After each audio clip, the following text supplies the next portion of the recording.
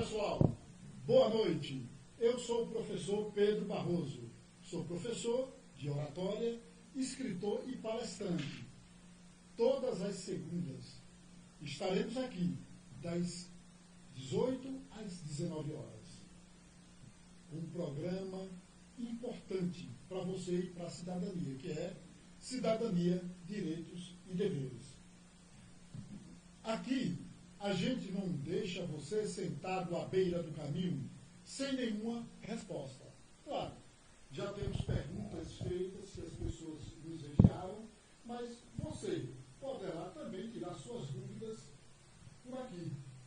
Nós mandamos a live, mandamos o nosso contato, aí você pode perguntar aí no chat, fazer pergunta pelo WhatsApp, pelo Facebook, que a gente lhe responde tranquilamente.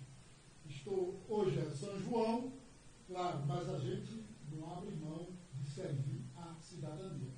Estou aqui ao lado da doutora Lia Barroso, que advogada, minha esposa, e a gente está nessa jornada realmente há muito tempo lutando para que o direito e a cidadania seja respeitada, ou o direito seja também respeitado. Certo? Então vamos lá. Doutora Lia Barroso, suas considerações iniciais. Boa noite, ouvintes. Boa noite àqueles que estão nos assistindo. É um prazer grande estar aqui pela primeira vez neste programa. Importante, muito importante, porque, como bem colocou Pedro, se estiver ao nosso alcance colaborar com a cidadania, a gente tem que fazer sempre o possível para que isso aconteça. E estou aqui com este propósito de servir também a cidadania, dando as respostas, tirando as dúvidas das pessoas que as têm, porque, infelizmente, todo mundo tem dúvida em todos os ramos do conhecimento, não somente do direito, mas, para mim, responderei no ramo do direito. Ok. Mas, independente do ramo do direito, a doutora Lia tem uma trajetória muito grande, uma história famosa, fantástica, que é um exemplo para muitas jovens, muitos jovens. No caso, nós temos uma pergunta feita pelo nosso seguidor, que é sobre contrato de namoro. Para mim é uma surpresa. Ou não sei se pode existir um contrato de namoro. Por exemplo, Gui namora com Emily. Estamos nos ajudando aqui na parte técnica, porque faz todo o trabalho técnico de bastidor. Então, digamos que seja Emily que esteja perguntando. Né? Bom, o que é contrato de namoro? Eu posso fazer um contrato de namoro, doutora Lia Barroso? Pode fazer o contrato de namoro? Pode sim. O contrato, contanto que ele tenha um objeto lícito, qualquer coisa pode ser contratada entre as partes, contanto que seja um objeto lícito, não é proibido pela lei, é possível sim.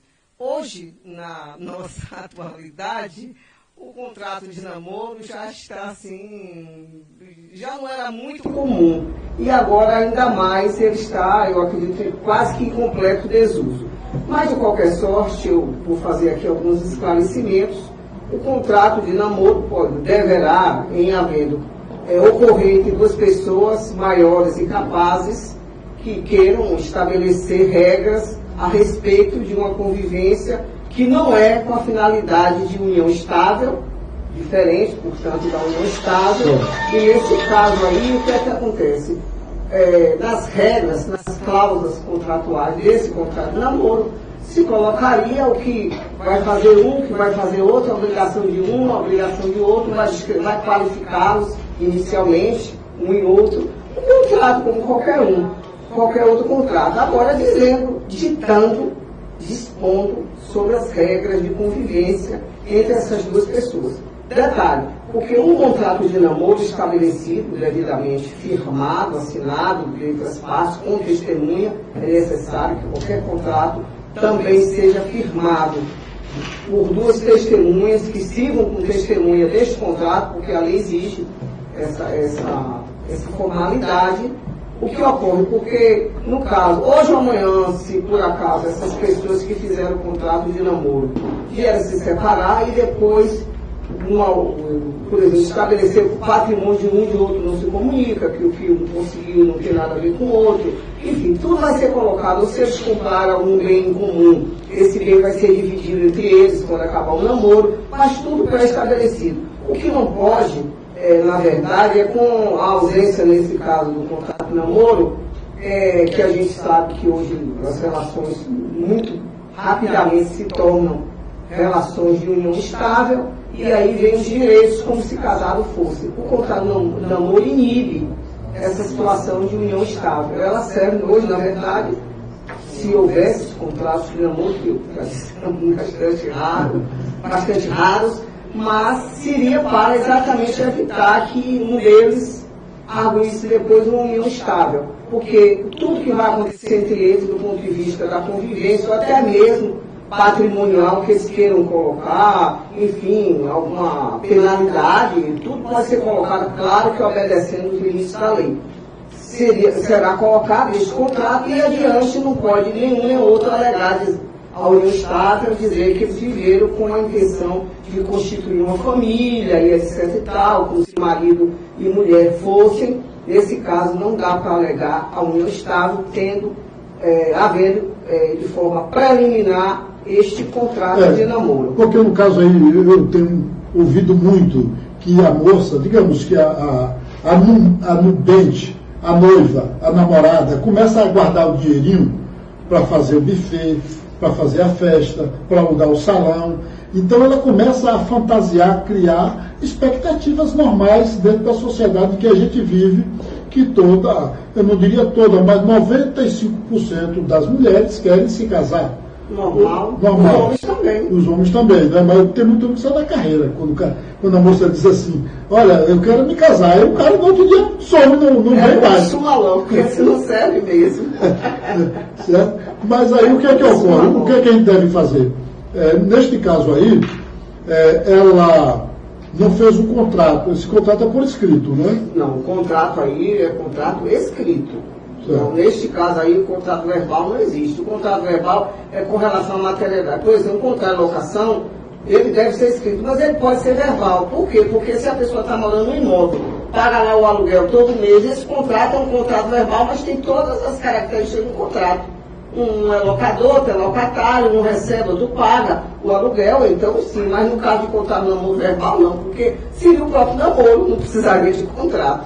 Né? Então, mas aí essa moça que foi engabelada, enrolada, coitadinha, pelo rapaz, esse vampiro da meia-noite, que some, né? Aí ela teve toda a expectativa, ela fez tudo e aquilo, o cara some. E como diz vulgarmente, se picou. Aí o que é que ocorre? Ela pode entrar com ação? Olha, veja bem, essa situação é muito complexa, porque, principalmente, falando agora dos dias atuais, da modernidade, da nossa sociedade líquida, como já dizia o Bauman, que nós vivemos nessa sociedade líquida, a sorte já se foi há muito tempo, então, nessa sociedade que tudo é muito transitório, muito efêmero, muito rápido, enfim. Então, alguém namora e depois termina, a não ser que haja um fato extraordinário que leve, no caso, a possibilidade de se requerer até uma indenização, mas precisa ter um formato bem diferente. Normalmente as relações se estabelecem e se separam, se rompem, sem dar brecha à indenização. A verdade é essa. Agora, por exemplo, se marcou, se criou toda uma circunstância de casamento e depois, por exemplo, descobre que ele é casado, aí a indenização é certa. Ou também, que ele era noivo em outra cidade, fez o mesmo com outro em outro lugar. Porque tem camaradas que fazem isso, né? Claro, aí chega aí, tem uma namorada, é casada em Muniz Ferreira. Aqui não, que é muito pertinho. É casado em Muniz Ferreira, eu conheço um rapaz chamado Juarez. É casado em Valença e tem namorado em Santo Antônio. Ave Maria, quer complicar a vida do rapaz. Não, mas o Juarez é muito aberto, ninguém sabe quem é o Juarez. Sim, seja qual for o Juarez. Certo. Eu conheço um Juarez que é casado em Valença, certo?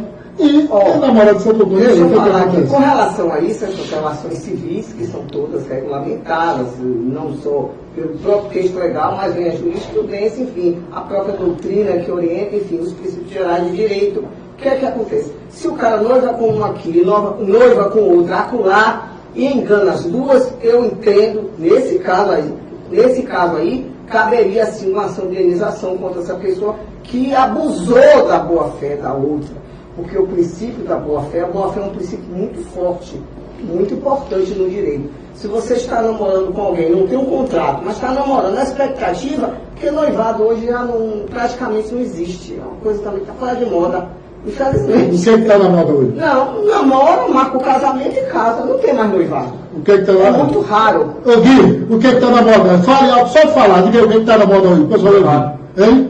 Casamento direto. Direto. Ligação direta na tomada. Não tem mais. Você vai fazer isso? Sim. Vai, né? Tá vendo? O jovem é assim que age. Essa é. Rapaz, ele me abriu um sorriso ali agora. Rapaz, você sabia que a viagem grande que ele fez, interessante, ele me fez uma viagem ali. Eu disse assim, Emily, olha, eu estou esperando um grande poeta, um cordelista, um jurista, um oficial de justiça. Ele nasceu na antiga Engenho Velho, depois Ouro Branco, atual Horolândia. Aí, depois Jacobina, aí ele disse assim, é perto de Itaparica.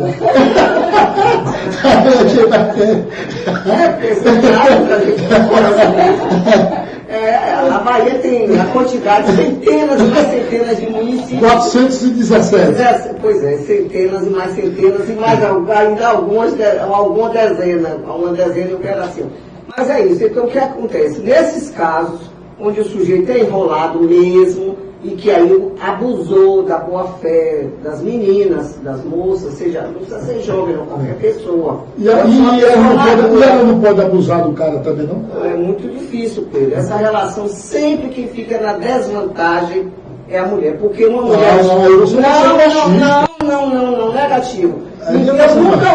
Eu nunca ouvi em toda a minha vida, sequer, assim, de nenhuma forma, que uma mulher, uma jovem, ou uma pessoa madura, ou um adolescente, seja lá o que for, esteja namorando com alguém, fique noivo, e também esteja noiva no caso, em outro lugar. Isso é quase que, eu não diria... 35 anos, 35 ou 36 ou 37 anos de advocacia? 35. Já se deparou com um cara? Não. O contrário, sim, de rapazes, de homens, que namora aqui, é casado acolá, o que namora aqui, namora acolá. Isso até hoje, infelizmente, acontece. Agora, noivar aqui, noivar acolá, significa estar enganando as duas. Isso aí realmente fere o princípio da boa-fé, é uma atitude reprovada, muito reprovada e reprovável pela sociedade, reprovada pelo direito.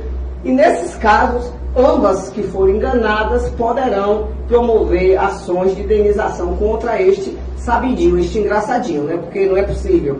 É muito errado isso. Então, nesse caso pode. Agora, voltando ao contrário do namoro, é uma coisa muito rara, porque realmente eu não conheço no caso. Nem ninguém nunca me procurou nesses anos todos que eu atuo como advogada para fazer contrato de namoro. Agora, contrato de união estável, aí sim, porque tem a união estável de fato e tem a união não escrita, verbal, e também tem a união estável documentada. Hoje o próprio Código exige que, para algumas circunstâncias, que ela seja documentada, ou seja, que haja realmente um contrato estabelecendo cláusulas, deveres e obrigações e direitos para um lado e para o outro. É necessário. Muito bem. Está aí, para uma pergunta inteligente, uma resposta sábia, uma resposta inteligente também.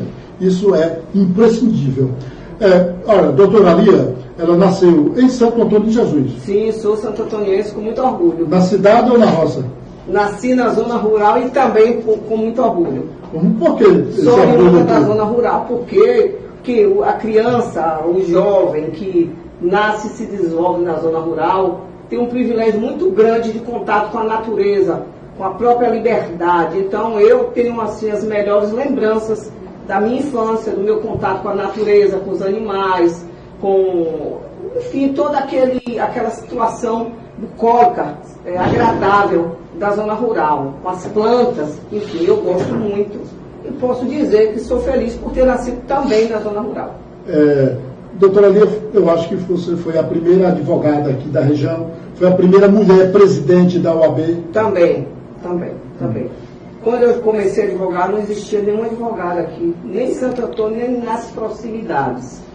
Também na diretoria da OAB, até hoje, nunca presidi uma mulher.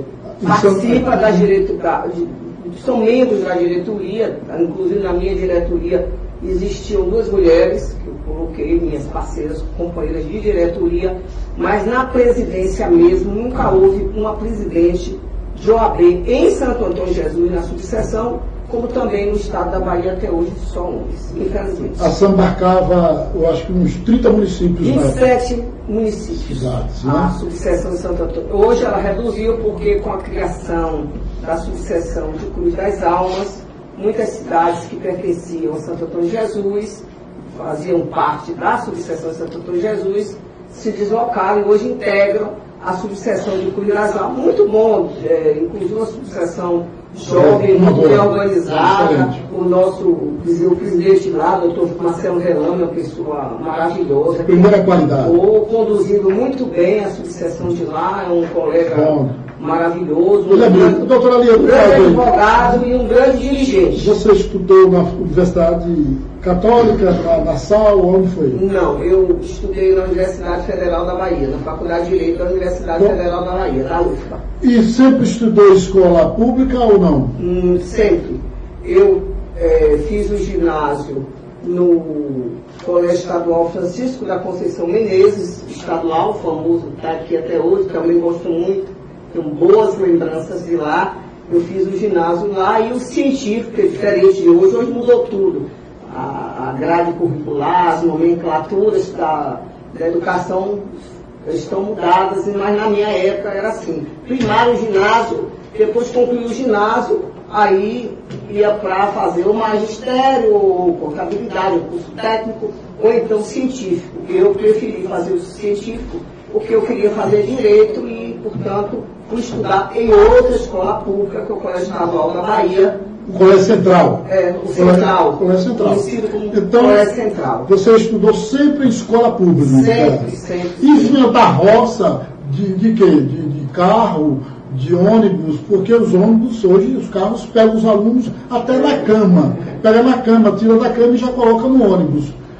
Hoje, sobre esse aspecto, as coisas são mais fáceis. Na minha época não existia nada disso, quem quisesse que virasse. Então tinha que ir andando mesmo, sair cedo na paleta, como a gente chama, caminhando mesmo para vir para a escola, e de tarde, se tivesse aula de educação física, como às vezes até acontecia, tinha que voltar, tornar então não voltar. Da Maria Preta para cá? Para cá, exatamente. Mas Maria Preta não é o bairro Santa Rita, não é? Lá para baixo. Lá longe. Vinha na paleta. Cachorro correndo atrás. Como a gente chama. Vinha caminhando, eu digo sempre, eu caminhei tanto que minha saúde sempre foi boa em razão de tanto caminhar. Eu caminhei quando era criança, porque eu vinha para o colégio andando. Depois, caminhei no período do científico, fazendo científico. Não, nunca, caminhei tudo andando. E depois, quando eu fui estudar na Faculdade de Direito da UFBA, eu morava no Canela e, portanto, não era tão longe da faculdade, eu ia para a faculdade também andando. Mas morava no Canela, porque o Canela é um bairro nobre. Eu morava na residência universitária do Canela. E aí ficava perto, caminhava ali, passava ali pelo Hospital das Clínicas, a gente ia, descia, passava pela Escola de Comunicação e tal, ou então pela de Odontologia, descia o vale, atravessava aquele viaduto, estava na Faculdade de Direito. Então eu fazia esse percurso todo andando. Então, peguei muito pouco transporte na minha vida, porque o que dava para andar, eu andei. Quase sempre eu ia para a faculdade 100% andando. Podia estar chovendo, podia não estar, sempre, até porque não tinha transporte. De onde eu estava, não tinha como. Teria que fazer um rodeio imenso, passar pelo corredor da Vitória todo, depois pela praça, Ave Maria, uma distância monstruosa. E aí, por dia, caminhando, era questão de 10 minutos que eu estava na faculdade, caminhando mesmo, e era muito bom caminhar. Mas você trabalhava na roça, ajudava seus pais? Quando eu era criança, ajudava-se, toda criança ajuda os pais. Meu pai tinha casa de farinha, e a gente ajudava na casa de farinha, tinha roça, tinha criação de animais, e a gente ajudava. E criança, mesmo que o pai e mãe nem quiseram, a criança se mexe. E eu ajudava e gostava de ajudar, de participar. Uma coisa que me chama muita atenção. Da minha família, eu sou a irmã mais velha, eu sou a filha mais velha, sou eu mais duas, Helena, Maria Helena, esposa de Zé Beliche da Informac, e Celuca, que é a caçula das três. Nós somos 3 irmãs, as 3 nasceram e se criaram na roça. Agora, uma coisa que me chama a atenção muito na roça é que é só para fazer um teste, você, claro que eu não estou desacreditando, mas aquele pessoal que pega, eu passo assim, vejo um bocado de feijão pendurado no telhado. Como é aquele negócio ali? Aquilo ali, o lavrador, é uma experiência, né, realmente, tipicamente na roça.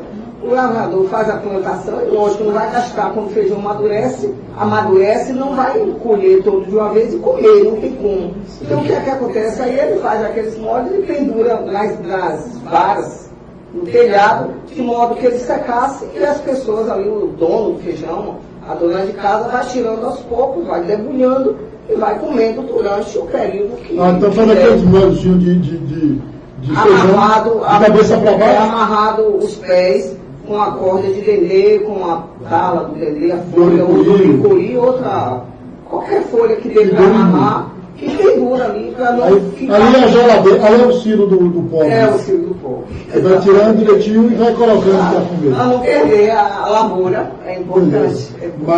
Mas na feira, você mandava coisa para vender na feira? Não, eu que fazia isso aí era... Você mandava pimenta, porque menino colhe pimenta, manda vender pimenta, manda vender caju, manda não sei o quê. Eu não tinha atividade econômica. Atividade econômica, eu ajudava a minha família, assim, mas essa parte de vender, comprar, tudo que fazia dos meus pais. Pronto. Temos uma pergunta. Qual é a pergunta? A pergunta é de Noé Costa. Ela falou assim, ó. Se um pai cede um espaço da casa para um de seus filhos morar, quando o mesmo passa boa parte da vida, mas infelizmente esse pai vem a óbito sem fazer um documento comprovando ter cedido o espaço para esse filho, e os outros acabam tirando-o da casa em que morava.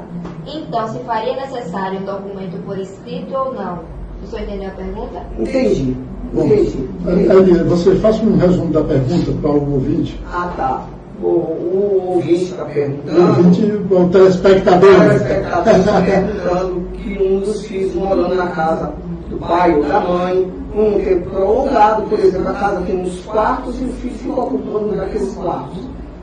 Por muito tempo. Depois de algum tempo, o pai ou a mãe, ou ambos morrem, e os outros irmãos o tiram deste imóvel em razão de que o imóvel é comum e se precisaria ter algo escrito. Olha, mesmo que tivesse algo escrito, aí é complicado, porque se só tem um imóvel e os filhos têm direitos sucessórios iguais, na verdade, o fato do filho morar com o pai ou com a mãe é uma benese do pai ou da mãe com relação a esse filho. Também é bom porque o filho ali por perto é bom para o pai, bom para a mãe, principalmente se for idosa, etc. Mas isso não lhe dá direito a mais do que os outros herdeiros. Não dá. O imóvel que ficou, ou os imóveis que foram, se forem outros, se tiverem vários, serão divididos igualitariamente entre todos os herdeiros, inclusive com relação a esse que morou com os pais na casa dos pais. No caso, porque tem filhos que ficam com os pais, cuida do pai, zela do pai, às vezes o pai e a mãe está idoso, velho, debilitado, com doenças, e aí pode acontecer que o pai não fez Aí ele teria que fazer um testamento. Não fez um testamento, e aí aqueles filhos desnaturados, porque tem os filhos desnaturados, que somem, desaparecem. Quando o pai morre, é ele. Pois é, mas vão ter o mesmo direito. O que ocorre? Para que o pai pudesse privilegiar e reconhecer o trabalho, o esforço desse ou dessa filha, que ficou com ele ou com ela durante um longo período da sua vida, ou ajudou no período que estivesse doente, etc. Ele deveria fazer um testamento, porque qualquer pessoa pode testar até 50% dos seus bens para qualquer pessoa. filho ou não. não. Não pode testar todo, porque quem tem filho... Mas a metade pode. A outra metade é chamada de legítima e não pode ser testada. Mas a outra é disponível, pode ser testada para qualquer pessoa, e ele poderia ter testado essa outra parte para esses filhos. Os 50% para esse filho bom. Isso. E um filho bom teria parte do outro 50%? Sim, claro, porque, por exemplo, se tivesse testado para um estranho, entendi. não faz nenhuma diferença. Sim. Muito interessante. E testando, esse 50% seria desse filho ou dessa filha, e o restante do patrimônio iria para o inventário e se faria aí na hora de apurar os bens deixados por falecido, mas se verificar a época do testamento e a época da sucessão, se aquele bem doado corresponde realmente só até os 50%, etc. Enfim, são muitas regras. Mas é possível sim. É possível. Óbvio. Nesse caso que o telespectador falou, que ficou muito tempo e o pai não disse nada escrito, infelizmente ele não terá nenhum direito a mais por isso. Não terá. Não terá? E no caso, tudo bem, aí eu vou já entrar dando uma de advogado do diabo. No caso desse filho, que bom, ele não pode entrar com uso capião, não? Pedro, aí é que é. O uso capião, nesse caso de bem de família, nessa circunstância, eu poderia dizer que não diria impossível, mas não é permitido mesmo pela legislação, porque ele estava ali apenas morando, ele não estava ali morando como dono. O ônibus, como a gente chama de dono, ele não tinha, porque a casa era o pai da mãe. Ele estava morando ali como um comodatário, uma outra relação. A não ser se, por exemplo, se o pai morreu, a mãe morreu, os filhos outros ficam muitos e muitos anos longe, e depois de passar 15, 20 anos essa pessoa morando neste lugar, esse herdeiro, ficou sozinho, já morava, continuou morando, após a morte dos pais, se passarem muitos anos sem que nenhum herdeiro procure, é óbvio que aí ele pode pedir o capião. Mas aí tem que ver a situação, o tempo, a circunstância, tem regra a ser cumprida. Mas assim, vamos dizer assim, imediato tem mais direito, ou pedir o capião tem mais direito que os demais herdeiros, não. Porque se o pai ou a mãe tivesse a intenção de beneficiar, teria feito um testamento. Beleza. Ri, você tem aquela música aí, Filho do Dono? Vamos ver como é que fica? Antes de você possa ler outra pergunta aqui, gente. Pronto, antes da música Filho do Dono, vem cá, você quer vir aqui perguntar ou quer perguntar daí? Quer perguntar primeiro? Pronto. Quer ir no O pessoal está ouvindo aí, tá ouvindo aí, o internauta, está ouvindo aí a pergunta de Emily? Pode perguntar, Emily. Vamos lá, o internauta que preferiu não ser identificada, ela falou assim, perguntou assim: que legal conhecer a trajetória de vida da doutora Lia. Quem foi o principal incentivador da entrada dela na universidade? Para a senhora responder aí. Qual foi o principal incentivador da entrada da senhora na universidade? Vou responder. Eu mesmo. Vou contar aqui uma coisa para vocês. Eu desde pequena queria ser advogada. Muito pequena, morava na roça. Depois que cresceu, se tornou. Morava na roça. Coisa que nada, tem 1,50 m e um pouquinho só, pequena.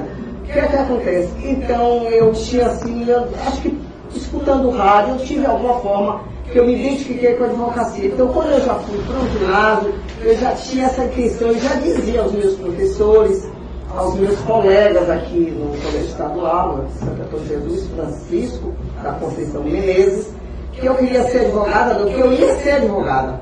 Eu sempre disse, eu vou ser advogada, por isso eu não fiz magistério. Eu não queria ser professora. Eu amo os professores, admiro, respeito, mas eu não queria ser professora. Meu dom não era ensinar, eu queria ser advogada mesmo. Então o que acontece? Quando eu terminei o ginásio, eu fui para Salvador trabalhar durante o dia, estudar à noite no Central para fazer o científico, para fazer vestibular para Direito, como fiz na Católica, fiz na Federal, passei em ambas.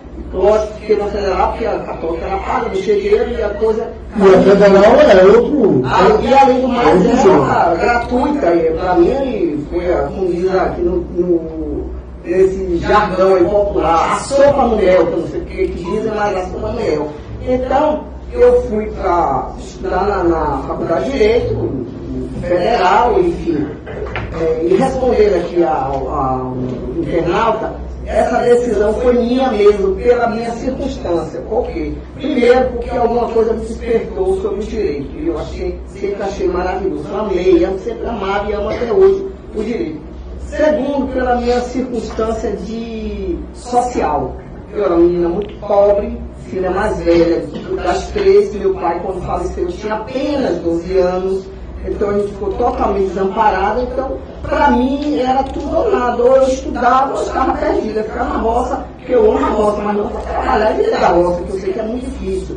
Eu conhecia a experiência, sabia que era muito dura. Então eu não queria ficar na roça, eu queria estudar, eu queria alçar voos por aí. E foi o que eu fiz. Eu decidi fazer direito e fiz, estudei, tudo que eu planejei deu certo.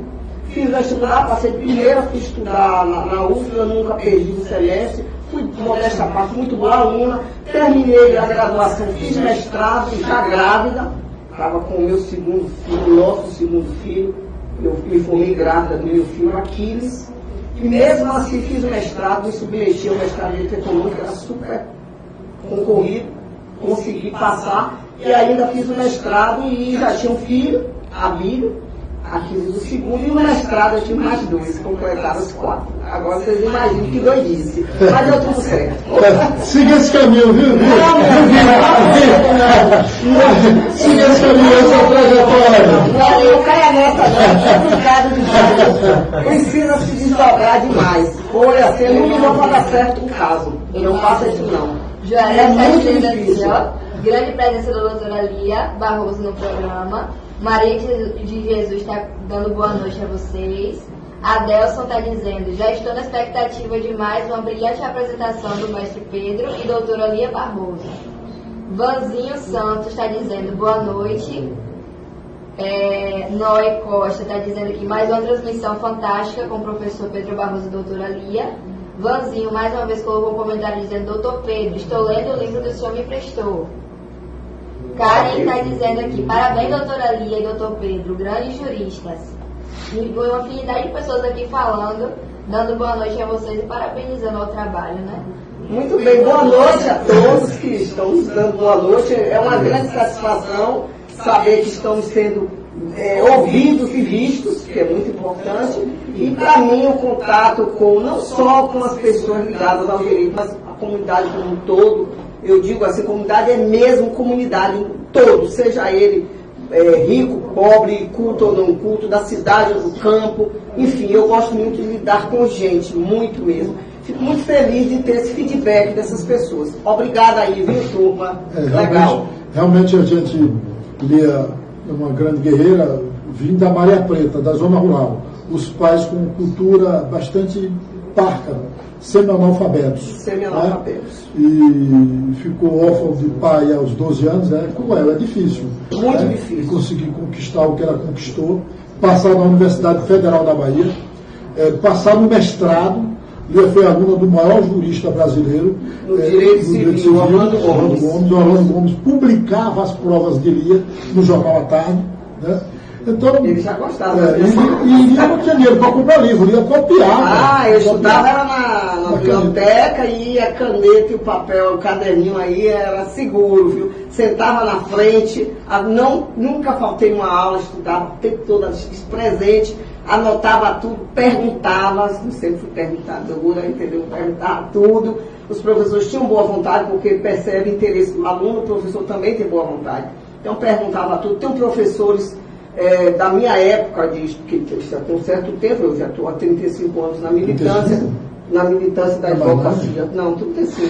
Eu tenho professores vivos, eu posso citar aqui Thomas Bacelar, que é meu amigo até hoje, uma pessoa que eu gosto muito, professor de direito penal, e tem o de tributário, que foi prefeito de Salvador, Edivaldo Brito, que também está vivo. De vez em quando me encontro com ele e ele me reconhece como sua ex-aluna. Que maravilha. Edivaldo Brito, eu me lembro que ele tirou a nota superior, S.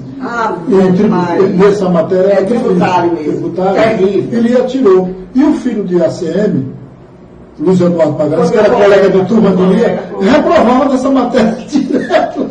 reprovando direito. Não passava, não. Colocaram outro professor de direito. Abriram uma nova turma na UFBA, arrumaram um novo professor. Não passaria. Aí esse professor o aprovou e esse professor se transformou em desembargador. Bom, é interessante. Eu sei que Lia não gosta de dizer a idade, porque ela parece que tem 35 anos de idade e tal. Não, mas isso sabe? não é importante, Pedro. A idade, o que importa é a trajetória. A idade, eu não nego a minha idade, não preciso negar. Mas eu acho que você não tem 35 anos de advocacia, você tem? Não, eu tenho 35 de advocacia mesmo, 35. Agora eu fiz estágio, já perto de concluir a minha graduação, fiz 2 anos de estágio no Sindicato dos Comerciários em Salvador, porque a época exigia, não tinha exame de ordem na minha época, você teria que fazer 2 anos de estágio num escritório de advocacia ou alguma entidade reconhecida pela OAB para poder obter a carteira, e assim eu fiz. Eu fiquei 2 anos fazendo estágio no Sindicato dos Comerciários e depois eu recebi a minha carteira.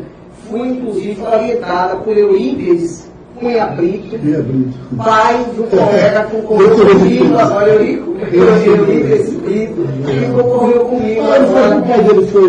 Ele foi meu orientador no sindicato. Interessante, né? E hoje ele é pai dele, aquele senhor? Era o pai dele. Bacana. Vou contar aqui um episódio rápido. Eu dava aula no cursinho pré-vestibular em Salvador, no curso Itaguá. Fica em frente ao Teatro Castro Alves, numa esquina. Eu dava aula pré-vestibular em 76, 77, mais ou menos. Eu era professor de cursinho pré-vestibular. E eu teve um desentendimento lá, não sei porquê. Eu coloquei na justiça o dono do curso. E ele foi um advogado. E ele não me cobrou os honorários. Disse assim, olha, esse dinheiro é para você comprar o berço do seu filho. É porque eu estava grávida. Rapaz, eu sou assim, vou contar o filho dele, doutor Eurípides, esse episódio. Vou contar ele, porque eu gosto de agradecer bastante. Pois é, o pai dele foi meu orientador de estágio no Sindicato dos Trabalhadores do Comércio de Salvador. Perto do Relógio São Pedro. Isso, em frente ao Relógio São Pedro, exatamente ali. E foi aí que eu consegui depois receber a minha carteira de advogada. No caso aí, e hoje a doutora Lia, além de ter uma militância intensa, continua advogando para o sindicato também, né? Hoje eu advogo há 21 anos para o Sindicato dos Trabalhadores Rurais de Santo Antônio de Jesus. Além da alegria que eu tenho de ser advogada desse sindicato, mais ainda por se tratar de um sindicato rural e pela minha origem, pela minha formação e a minha origem rurícola. E essa origem me fortalece mais e me deixa assim mais, vamos dizer assim, ligada aos trabalhadores que me procuram e aos trabalhadores que me procuram no sindicato, e a gente está nesses anos todos muito bom, gosto imensamente. Aproveito sempre para mandar um abraço para os trabalhadores rurais e as trabalhadoras rurais de Santo Antônio de Jesus e região, porque tem gente de outras cidades que também vem buscar socorro.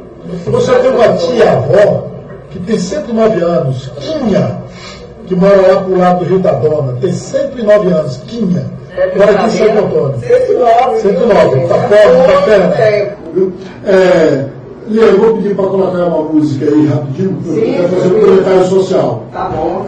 Ô Gui, não vamos fazer que nem Juarez não, viu? Coloque a música.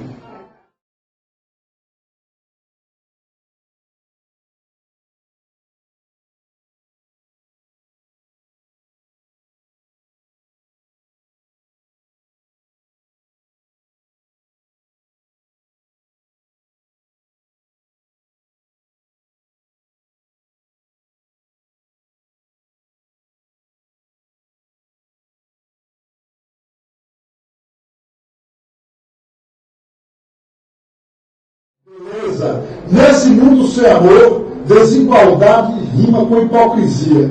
Pô, chora. Como é? Bota aí. Desigualdade rima com hipocrisia. Não tem verso nem poesia. Não tem verso nem poesia. Que console o cantador. E aí? E aí? Desigualdade não Rima com hipocrisia ou rima? Rima. Entendi. Rima. Beleza. E rima mesmo? Claro. Então vamos ver, né? Gui, vamos ver, continuar para ver? Essa letra.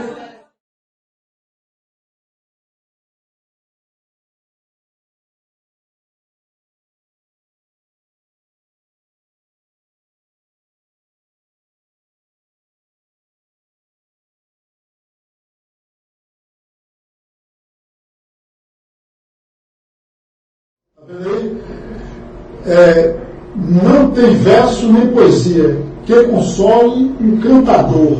No olhar de uma criança, a humanidade fecha os olhos para não ver. Você fecha os olhos, doutora? Não, ao contrário, eu tenho uma sensibilidade muito grande com a questão social. Sempre tive e não fecho os olhos no mundo, pelo contrário, eu abro os olhos e se puder ajudar, ajuda. Aí falou de violência, televisão de fantasia e violência aumenta o crime, cresce a fome do poder. Houve um rapaz que tomou um tiro aqui em Santo Antônio, em frente à prefeitura. Eu não sei, a informação que eu tenho é muito absorta ou solta, mas houve, agora no São João foi ontem, né? Hoje é o último dia do São João, foi ontem. Hoje é o dia, ontem foi a Gui, o cara tomou um tiro, ele tomou um tiro? Foi aparentemente, Tomou um tiro, parece que foi fatal. Sim. Não, 2 tiros. Está internado. Isso. Que horror. À noite ou pelo dia? À noite. Que horror. Pronto. E pegaram o assassino. Tá foragido. Tá foragido. Suspeito, isso. O suspeito. O suspeito, mas sabe quem foi? Alguém viu ele aqui, né? Sabem. Tem testemunho Tem no caso, testemunho. disseram que foi um blogueiro famoso. Um blogueiro foi o nome. Misericórdia. Rapaz, vou te contar. A gente está dando nome a tanto energúmero, tanto paquidermo, tanto comedor de capim, tanto animal. Olha, com todo respeito aos animais, porque os animais estão evoluindo. Né? E, doutora Lima, no caso aí, o cara atirou e evadiu-se. Certo? Né? E, doutora Lima, no caso aí, o cara atirou e evadiu-se. Certo? Ele responde? Claro.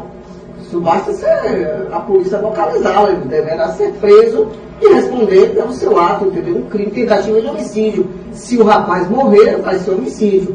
Mas se não morrer, vai ficar na tentativa, que é crime do mesmo jeito, um pouco menor, mas não deixa de ser crime. E o fato de ele ter evadido, ele poderá ser preso, se for localizado, o juiz pode decretar uma preventiva, pode decretar uma prisão temporária. Não significa que está livre logo da prisão, não. Ele pode ser preso. Pode decretar uma temporária? Ou preventiva, porque nesse caso vai ser, eu acredito, se ele realmente for capturado, ele vai receber de cara uma preventiva, porque ele está correndo da aplicação da lei penal e não está assumindo os atos dele. Se ele fugiu para Salvador? Seja lá quando for, quanta gente some por aí e é encontrada?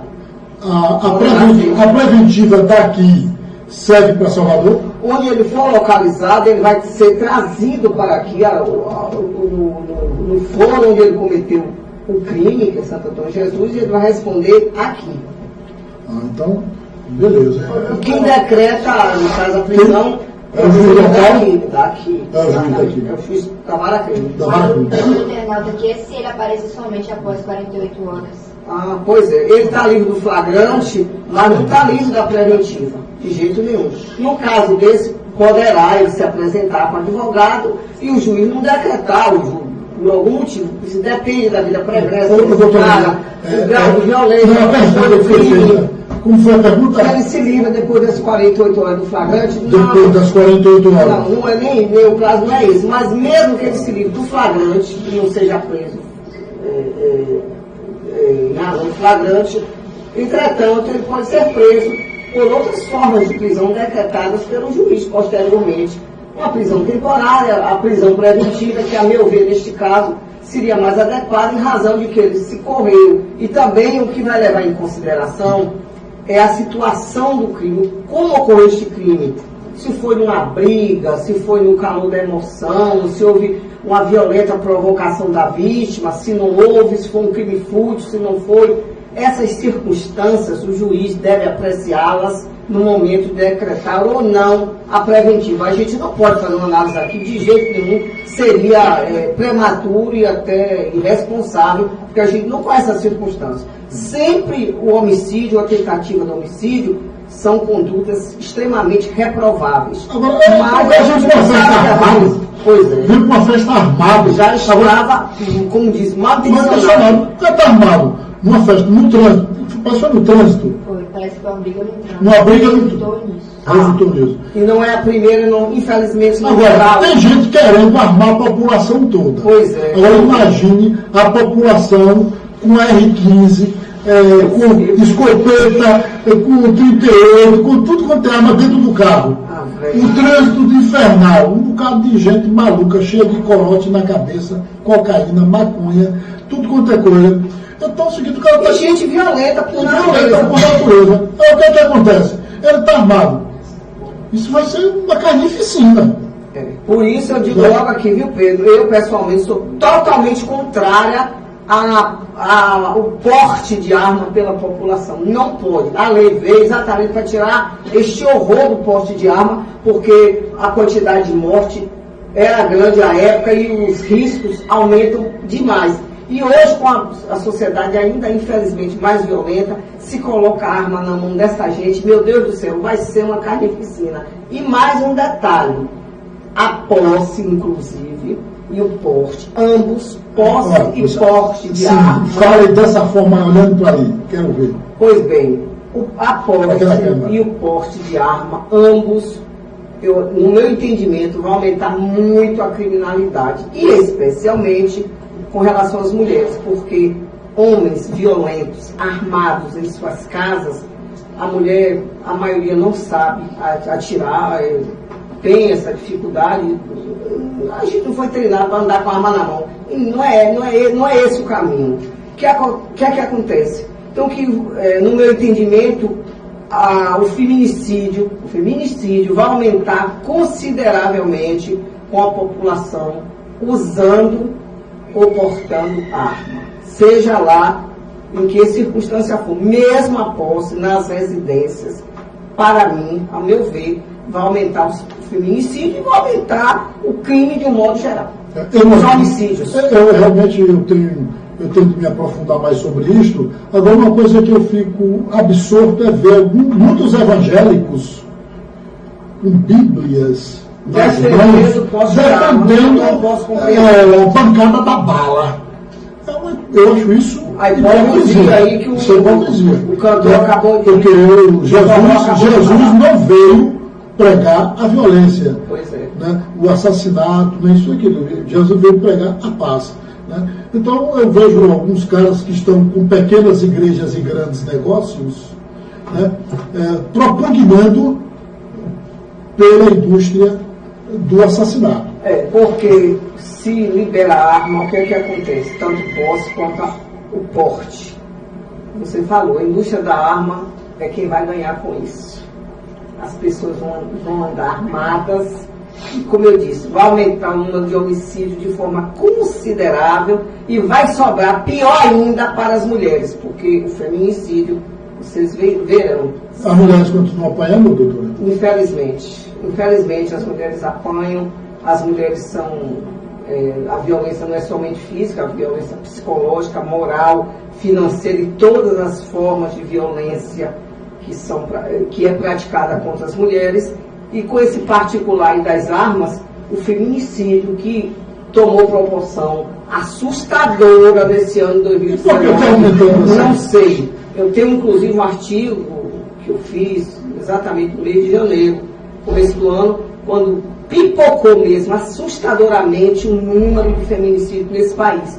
Eu não sei por que tantos homens matam tantas mulheres. Por motivos, infelizmente, fúteis, por questão de se sentirem dono das mulheres, achar que somente eles têm direito, e por motivos assim que a gente fica assim, banais, motivos banais, homens tiram as vidas das mulheres. Mulher matando homem tem, mas é muito raro. Mulher assassina não tem, mas é muito pouco. Tem de vez em quando as TVs, os rádios, os jornais noticiam isso aí. Mas é uma raridade, é uma psicopata. são poucas. Mas homens tidos como bonzinhos, amigos, trabalhadores, gente muito bacana, qualquer motivo vai lá e mata a mulher, ou fere, ou deixa ela deformada, comete o crime de lesão corporal, às vezes na forma assim, mais extremada, e afora outros tipos de violência, que é a humilhação, a violência psicológica, a questão também econômica, que tem também por esse lado, a questão moral de ofender, chamar de feia, de gorda, de burra, de analfabeta, e enfim, dizer a fulana... E a também se chamar de gorda? O que? Isso é violência moral. Se chama, não chama a vizinha de gorda não, viu? Não chama a vizinha de gorda, nem de feia, de velha. Se chamar feia, gorda... Depende do contexto. Não é assim também, não queria exagerar, por favor. Mas assim, por exemplo, o marido e a mulher. O marido que vive dizendo, você é feia, você é gorda, você é isso e aquilo, e você é burra, ou enfim, isso humilha, quebra, acaba com a autoestima dessa mulher. Muitas delas ficam deprimidas. Eu cometi um crime desse. Eu estava na praia, com um livro na mão, fui passando, ultrapassar a pista, tinha um engarrafamento. Verídico. Eu estou com um livro aqui na mão. Aí eu vou para a praia e vou ler livros também. Não só o europeu que lê livro na praia. Brasileiro, baiano, nordestino também lê livro na praia. Você chega em São Paulo, você chega em Itacaré, ou chega naquele lugar que o senhor Rico, como é o nome dele? Itaipu de dentro, Itaipu de fora, aquele lugar lá. Barra Grande, Maraú, que está lendo? Tudo estrangeiro, brasileiro não lê. Aí, está aquele engarrafamento, meio metro de igual para a outra, eu fui passando, uma mulher junto. Aí a mulher encostou com minhas pernas no carro, uma senhora encostou. E trancou, eu disse, meu Deus do céu. Eu saí de fininho, aí bati assim com o livro no vidro dela para ela descer. Quando ela desceu o vidro, disse, minha senhora, para que esse desespero todo, esse engarrafamento está terrível aí na frente? Ela disse assim, você é cor de viado. Você é cor de viado. Aí eu disse, eu sou cor de viado. E você é gorda, feia e velha. Rapaz, coitadinha dela, eu fiquei com pena. Ela quase disse, mas não sou não, é isso não. Ela disse, pronto, não é mais não, me perdoe. E ela ficou lá assim, no chão. Né? Então eu pratiquei esse crime, mas não foi agora, isso tem uns... Antes da lei, tem uns 10 anos isso. Eu comentei com ele, disse, poxa, eu cometi um crime ali, mas ela me apertou e eu fui apenas dizer, minha senhora, não adianta a senhora ter esse desatino todo, porque está tendo um engarrafamento aí na frente. E ela não quis saber. Bem assim, me chamou desses dois nomes poéticos. Né? Não, disse que eu era corno, viado e broxa. Foi, foi em Aracaju. Foi. Saí para na valente desgraçado. Aí eu saí da carreira, porque ela saiu do carro para me bater, eu saí da carreira. Tá vendo? Bom, isso aí são as exceções. São as raras exceções. Claro. Via de regra é o homem que xinga a mulher no trânsito. É o homem que não sabe dirigir, palavrão, enfim. Que manda dobrar à direita e é para dobrar para a esquerda. Pois é, assim não. Então o que eu estou falando aqui falando sério, essa relação é muito desigual ainda, e a gente não sabe por quanto tempo isso vai perdurar, essa violência, esse desrespeito muito grande dos homens para com as mulheres. Não são todos, é claro, tem muito homem direito, muito bacana, que respeita a sua companheira, respeita a sua irmã, a sua vizinha, uma pedestre, um colega de trabalho, enfim, tem uma noção de como devem ser as relações entre as pessoas. Porque o que faz a relação entre as pessoas não é ser homem ou mulher, é simplesmente ser humano, seja homem, seja mulher, tanto faz. Por que essa discriminação? Isso tem que acabar. Sim, mas quem cria o homem não é a mulher? Foi bem, infelizmente, ele nasce da família da mãe. Foi bem, muitos viram bicho, o que a gente vai fazer? Infelizmente. É preciso. E eles também têm irmãs adiante, têm filhas, ou poderão ter filhas, mas não têm essa noção. Infelizmente, que se trata de uma cultura machista que vem de muitos séculos atrás. as igrejas. E tanta igreja, meu Deus. Tanta igreja, com tantas mulheres, com tantos homens dentro das igrejas. Pois né? Por que não? Esse pastor mesmo, que mataram um pastor lá no Rio, não foi? O filho de criação. Aí está sendo apurado, ainda não sei. Mas falando de igreja, eu quero falar uma coisa. Não, eu bato em igreja, sabe por quê? Porque a igreja é um ambiente pedagógico, é uma tribuna, é um púlpito educativo, onde o líder pode falar com as ovelhas, seja na igreja católica, seja na igreja evangélica, seja no terreiro de Umbanda, seja no sistema espírita, né? Ou numa entidade mística, esotérica, preparar, falar com os homens, né, sobre a importância de respeitar as mulheres. Será que essa pessoa não tem? E hoje você liga a televisão, está cheio de programas religiosos, tanto da igreja católica quanto das igrejas evangélicas, né, cultos ecumênicos. E está piorando. Infelizmente, no passado, hoje a igreja católica, que eu tenho mais conhecimento, o próprio Papa Francisco vem tendo uma atitude muito interessante, proativa, é uma pessoa que a gente admira. E argentino, né? Pois é. Argentino. Que exemplo de argentino, aquela criatura ali, que Deus o tenha, maravilhoso. Então o que acontece?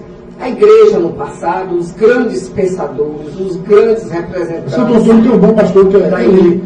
A esposa dele foi sua professora de piano muitos anos. Lourenço. Como o nome dela? Planilda. Lia foi aluna de maravilhosa. Hilda, esposa do pastor Hilda Cabral. Professora maravilhosa. Professora muito bacana. Quantos anos? Muito bacana, um bom tempo. Eu não gostaria de dizer os anos que aprendeu. Não, mas não precisa. Deixa eu voltar no assunto aqui que a gente estava falando. Eu quero concluir, porque o tempo está passando, eu quero dar um arremate nisso aí. Com relação às igrejas, os pensadores, os filósofos do passado, todos eles homens tidos como maravilhosos, a exemplo de Platão, Aristóteles, São Tomás de Aquino, São Tomás de Aquino jogava duro com as mulheres. É o que eu quero dizer. Essa gente toda jogava duro com as mulheres. As mulheres eram coisas, eram objetos. Eram coisas, eram objetos. E as mulheres não tinham direito nenhum. Elas deveriam ser obedientes a seus maridos, sequer usar da palavra nas igrejas, nos templos, ou fosse lá onde fosse. Desde a Grécia Antiga, passando por todas as outras civilizações, as antigas, as médias, as atuais, infelizmente a igreja teve um papel muito grande de discriminação para a mulher. Felizmente, de um certo tempo para cá, vem havendo uma abertura neste sentido, uma mudança, eu diria até capitaneada pelo Papa Francisco e muitos outros padres, bispos e... Você pensou em ser freira? Você está falando do Papa Francisco? Não. É porque eu admiro a conduta dele, humanitária, uma conduta ideologicamente correta, politicamente correta, como religioso, como cidadão, como ser humano. Ele é uma pessoa que realmente é um exemplo, eu não posso deixar de falar. Não, eu nunca quis ser freira. Eu estudasse um período pequeno, do meu último ano de primária, eu fiz um colégio aqui em Santo Antônio, das Freiras, tenho muita admiração por elas. As irmãs mercedárias do Brasil. Muito bem, pessoas maravilhosas, tenho muita admiração, mas eu nunca quis ser freira, não, Pedro. Eu queria ser mesmo o que sou hoje, advogada. Legal, que bom. Emily, tem alguém mandando aí beijinhos? Me diga se tem beijinhos, viu? Beijinhos.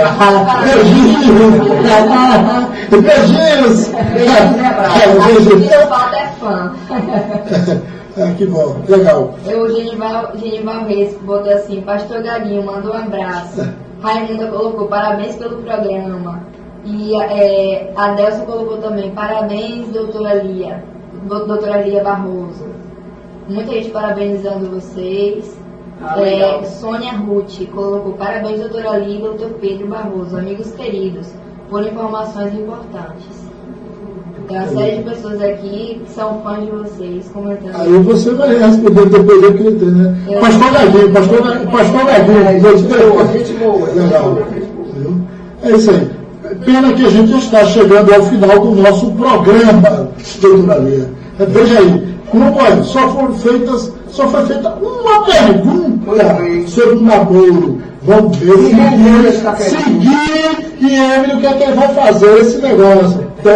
Não siga o exemplo de Juarez, certo? Ou seja, agora eu gostei da viagem aqui. Que ele foi, rapaz!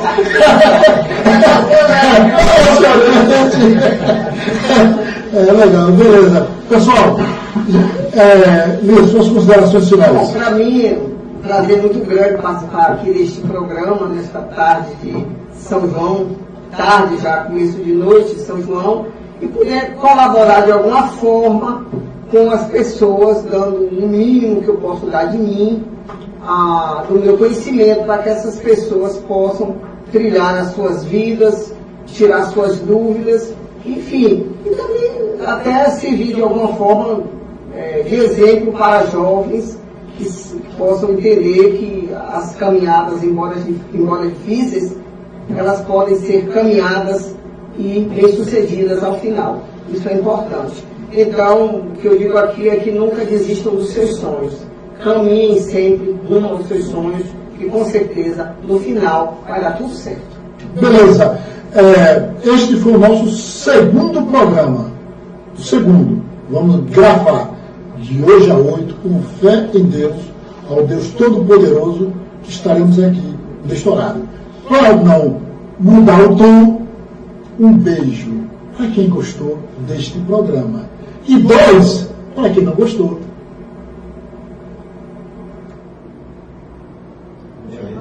Porque tem um delayzinho, né?